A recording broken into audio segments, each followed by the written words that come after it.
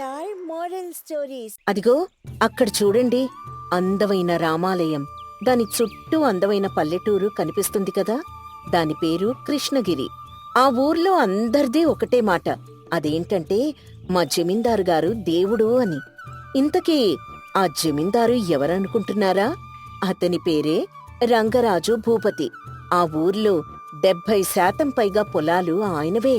ఆ ఊర్లో ఉండే ప్రజల్ని ఆయన కన్నబిడ్డల్లా చూసుకునేవాడు. ఎవరికే కష్టం వచ్చినా ఆయనే ముందుండేవాడు. కాని మనిషన్న తర్వాత ఏదో ఒక లోపం ఉండాలి కదా. అలాగే జమీందార్లో కూడా ఒక లోపం ఉండేది. ఎవరేం చెప్పినా ఇట్టే నమ్మేసేవాడు. దీన్ని ఆసరాగా తీసుకుని ఆయన్ని మోసం చేసేవాళ్లు కూడా ఉన్నారు. ఆయన భార్య అయిన తులసీదేవి దీన్ని గమనిస్తూనే ఉండేది. ఒకరోజు సాయంత్రం సూర్యుడు ఇంటికి వెళ్లే సమయాన జమీందారుగారు ఒక్కరే కూర్చొని ఏదో ఆలోచిస్తూ ఉన్నారు. ఏంటండి, సూర్యుడు ఇంటికి వెళ్తాడా లేదా అని ఆకాశంలో చూసి ఓ ఆలోచిస్తున్నారు అని మాట్లాడుతూ పక్కన కూర్చుంది తులసి. మన బెల్లం వ్యాపారం కొంచెం నిదానంగా సాగుతుంది. దాన్నెవరికైనా మంచి పని తెలిసిన వాడికి అప్పగించాలి. ఎవరున్నారా అని ఆలోచిస్తున్నాను. మన గుమాస్తా ఉన్నాడు కదా, కూర్మానందం. అతనికి చెప్పండి, అతను చూసుకుంటాడు. కూర్మానందానికి ఇప్పటికే చాలా బాధ్యతలు అప్పగించాను తులసి. ఎవరైనా కొత్త వారిని చూసి ఈ పని అప్పగించాలి. అలా అయితే కూర్మానందానికి ఎవరినైనా తీసుకొని రమ్మని చెప్పండి. తనకి తెలిసిన వాళ్ళు ఎవరైనా ఉన్నారేమో అని చెప్పింది తులసీదేవి. దానికి రంగరాజు భూపతి కూడా సరే అన్నట్టు తలూపాడు. ఏమండి, అలాగే మీతో ఒక విషయం చెప్పాలండి.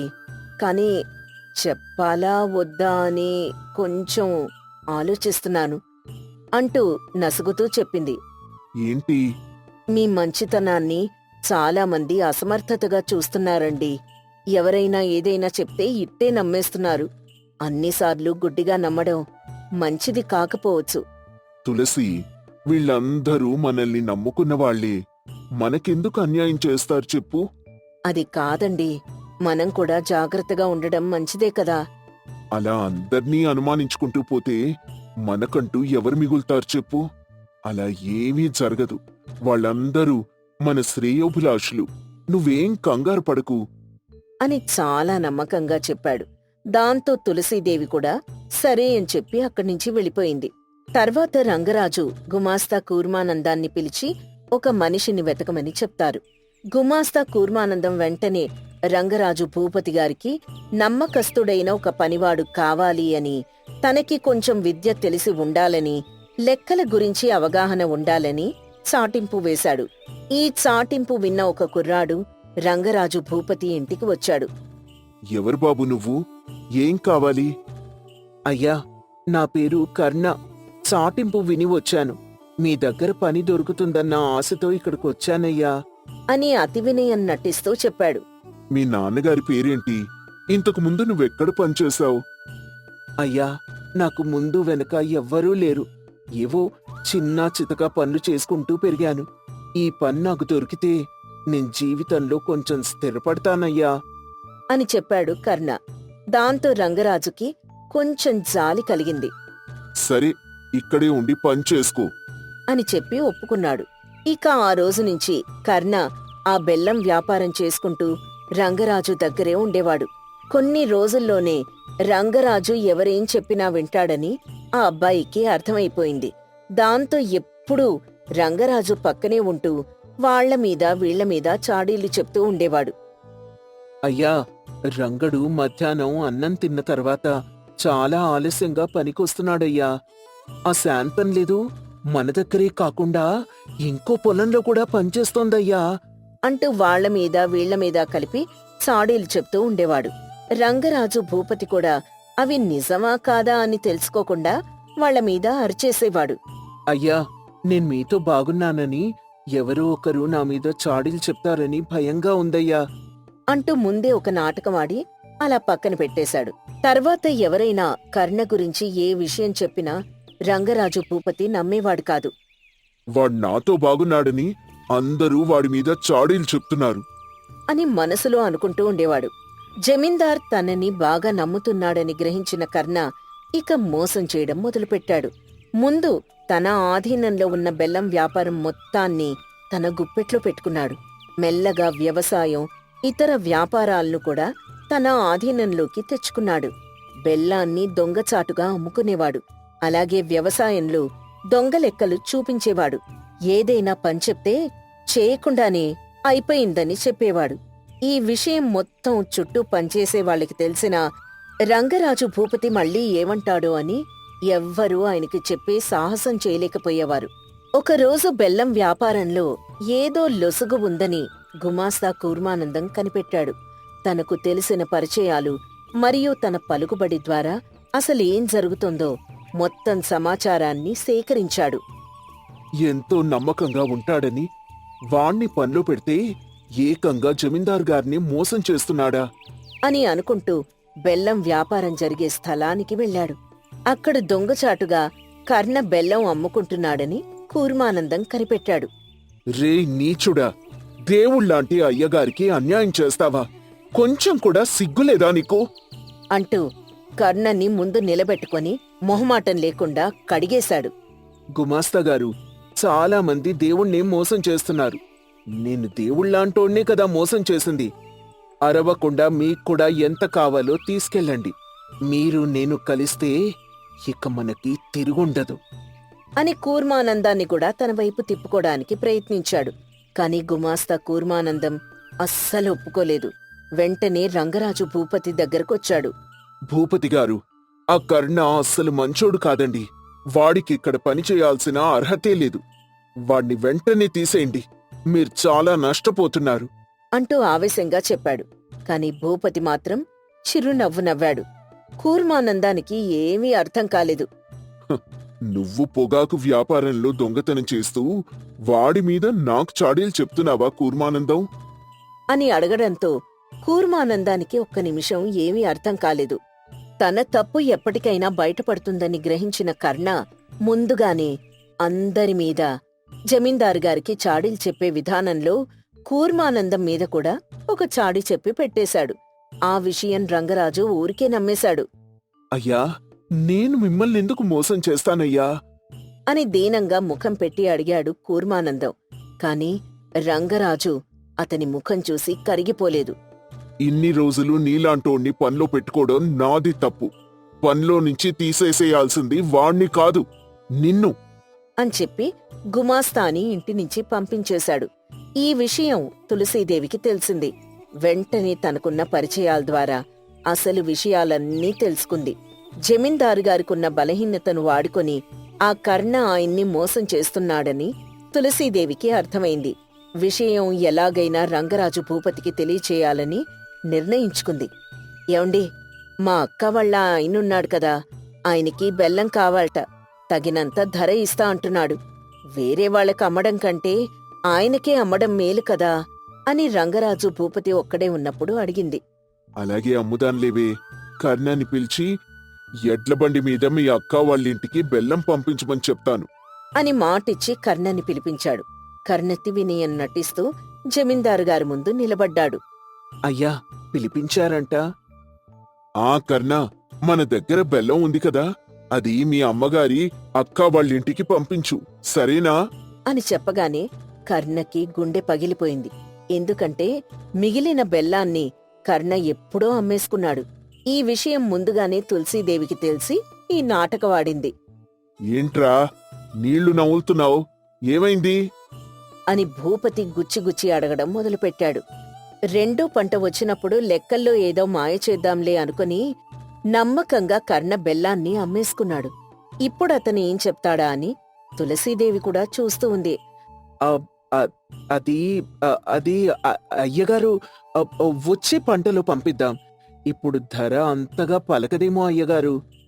ఇప్పుడు ధరతో పెద్ద పనే ఉందిరా, మనకు కావలసిన వాళ్లే కదా, పంపించు అని రంగరాజు భూపతి చెప్పాడు.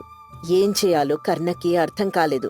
కర్ణ అలా తటపటాయిస్తుంటే ఎందుకో రంగరాజు భూపతికి కూడా అనుమానం వచ్చింది. ఏంట్రా ఆలోచిస్తున్నావు, ముందా బెల్లం సంగతి చూద్దాం పదా అంటూ లేచి బెల్లం వ్యాపారం చేసే స్థలానికి రంగరాజు భూపతి వెళ్ళాడు. అక్కడ బెల్లం లేదు. ఆరా తీస్తే కర్ణ చేసే మోసాలన్నీ బయటపడ్డాయి. రేయ్, నన్నే మోసం చేస్తావురా? అంటూ రాజభటుల్ని పిలిపించి కారాగారంలో వేయించాడు. మోసపోయానని బాధపడుతూ ఇంట్లో కూర్చున్నాడు రంగరాజు భూపతి. అప్పుడక్కడికి అతని భార్య తులసీదేవి వచ్చింది. ఏవండి, జరిగిందేదో జరిగిపోయింది. జరిగిన ప్రతి విషయం మన మంచికే అనుకోవాలి. ఇప్పటికైనా మనుషులెలా ఉంటారో తెలిసింది కదా. ఎవర్ని నమ్మాలో ఎవర్ని నమ్మకూడదో తెలుసుకోండి. ఆ గుమాస్తాకి క్షమాపణ చెప్పి తిరిగి పనిలోకి తీసుకోండి అని సలహా ఇచ్చింది. రంగరాజుకు కూడా అదే నిజమనిపించింది. కూర్మానందాన్ని తిరిగి పనిలోకి పిలిపించుకున్నాడు. ఆ తర్వాత నుంచి ఎవ్వరేం చెప్పినా గుడ్డిగా నమ్మకుండా తనకి తాను పరిశీలించుకొని నిర్ణయం తీసుకోవడం మొదలుపెట్టాడు. నిజాయితీ లేని ఆ పనివాడు కర్ణ మాత్రం కటకటాల వెనక నిలబడి ఊచెల్లె. ప్రపంచానికి చాలా దూరంగా ఉండే అడవి. ఆ అడవి పక్కన ఒక అందమైన పల్లెటూరు ఉండేది. ఆ పల్లెటూరు పేరు రాఘవపురం. అక్కడ సీనయ్య అనే వ్యక్తి కూరగాయలమ్ముతూ జీవనం సాగిస్తూ ఉండేవాడు. కూరగాయలమ్మా, కూరగాయలు రావాలమ్మా, రావాలి అని వీధి పక్కన కూరగాయల గంప పెట్టుకుని అమ్ముతూ ఉండేవాడు. మెల్లగా వేసవికాలం మొదలైంది. ఎండలు మండిపోతున్నాయి. పిల్లలకి బడి లేకపోవడంతో ఆడుకుంటూ ఉన్నారు. రెక్కాడితే కాని డొక్కాడని కుటుంబం సీనయ్యది. అదే చిన్న ఆదాయంతో కుటుంబాన్ని పోషించుకుంటూ ఉన్నాడు. ఈ వేసవి వల్ల వ్యాపారం సాగడం లేదు.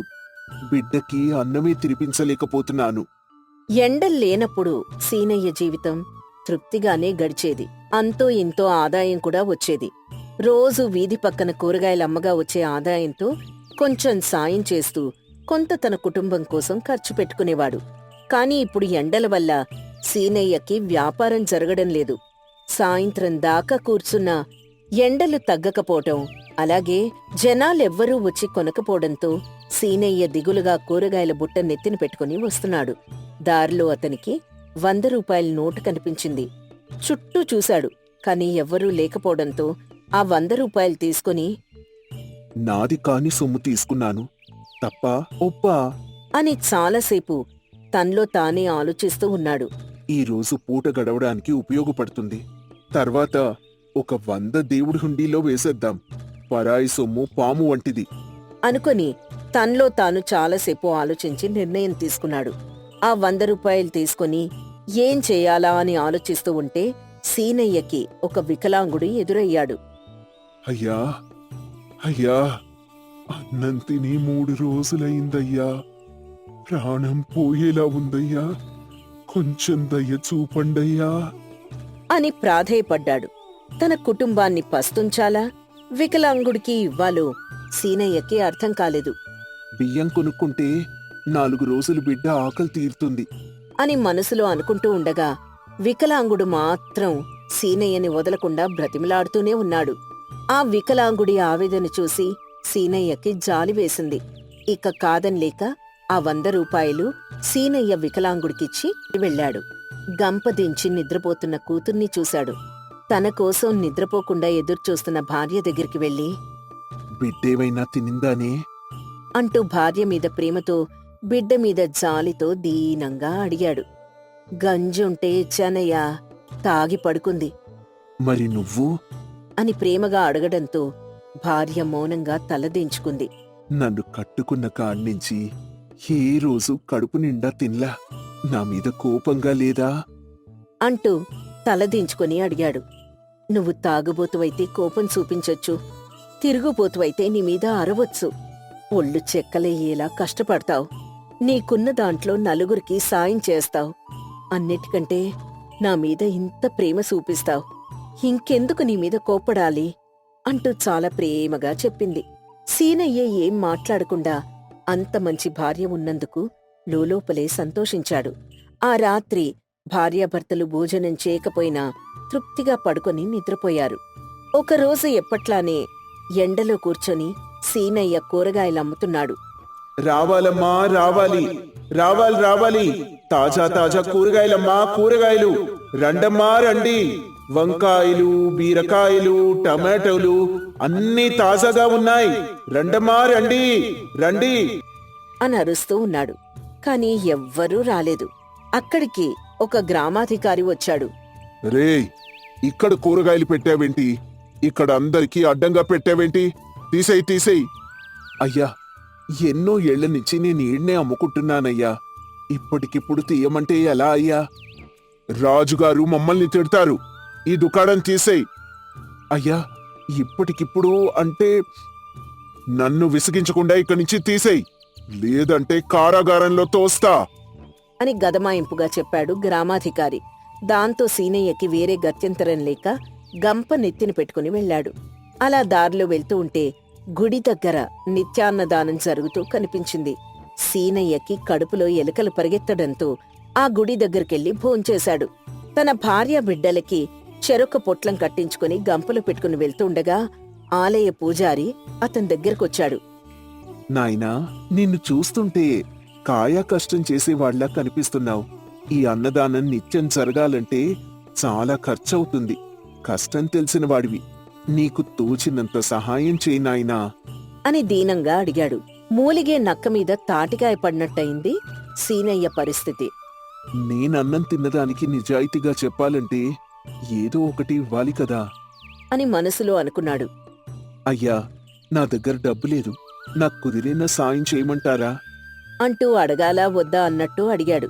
దానికి పూజారి చిరునవ్వు నవ్వి ఈ విధంగా సమాధానమిచ్చాడు. సాయం చేయడానికి మనసుండాలి నాయనా. నువ్వు మనస్ఫూర్తిగా ఏదిచ్చినా దేవుడికి చెందుతుంది అంటూ చాలా ఆనందంగా చెప్పాడు. సీనయ్య 2 అన్నం పొట్లాలు తీసుకుని ఆ కూరగాయల గంపని పూజారికిచ్చాడు. నా వంతు సాయంగా ఇది ఉంచండయ్యా అని చెప్పగానే దీర్ఘాయుష్మాన్ భవ, అష్టైశ్వర్య ప్రాప్తిరస్తు అని దీవించాడు. సీనయ్య తన గుడిసె దగ్గరికి వెళ్లడంతో బయట తొట్టెలో పడవలు వదులుతూ కూతురు ఆడుకుంటూ ఉంది. తండ్రిని చూడగానే పరిగెత్తుకుంటూ వచ్చి, నాన్నా, ఈరోజు బడి లేదు, ఏంటిది అంటూ అన్నం పొట్లాలు చూసి అడిగింది.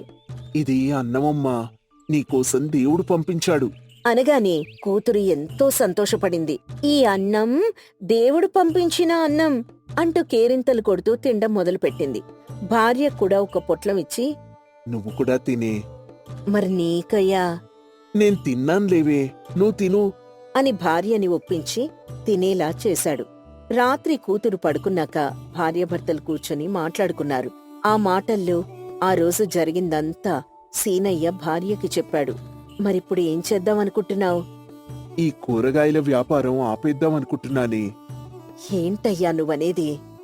పెళ్ళాం బిడ్డని సాకలేనప్పుడు ఈ వ్యాపారం ఎందుకే? అందుకే కూలి పనికి పోతాను. అది కుదరకపోతే బిచ్చమెత్తుకుంటాను అని చాలా బాధతో చెప్పాడు. ఆ రాత్రి సీనయ్యని ఓదార్చడానికి భార్యకి చాలా సమయం పట్టింది. ఎప్పటికో నిద్రపోయారు. రోజులానే భార్య త్వరగా ముందు లేచి చూడగా ఎదురుగా ఒక మాయాగంప కనిపించింది. అది దగదగా మంటూ రంగు వెలిగిపోతుంది. సీనయ్య భార్య ఆశ్చర్యపోయి భర్తని లేపడం మొదలుపెట్టింది. ఏమయ్యా, లే, ఒకసారి లేవయ్యా అంటూ కంగారుగా లేపింది. సీనయ్య బద్ధకంగా కళ్ళు తెరుస్తూ, ఏంటే, ఏమైంది?